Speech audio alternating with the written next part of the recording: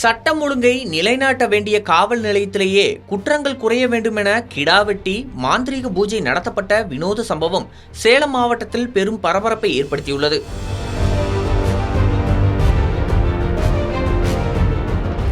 சேலம் மாவட்டம் ஓமலூர் அருகே உள்ள தீவெட்டிப்பட்டி காவல் நிலையத்தில் நள்ளிரவை தாண்டி அதிகாலை 4 மணிக்கு இந்த வினோத வழிபாடு அரங்கேறியுள்ளது. காவல் நிலைய வாசலில் கிடா வெட்டி அதன் ரத்தத்தை காவல் நிலைய கட்டிடத்தின் 4 முனைகளிலும் பூசி சப் இன்ஸ்பெக்டர்கள் முன்னிலையில் மாந்திரீக பூஜைகள் நடத்தப்பட்டுள்ளன. விடிந்ததும் வெட்டப்பட்ட கிடாவை பிரியாணியாக சமைத்து காவலர்கள் அனைவருக்கும் தடபுடலாக விருந்தும் வைக்கப்பட்டுள்ளது.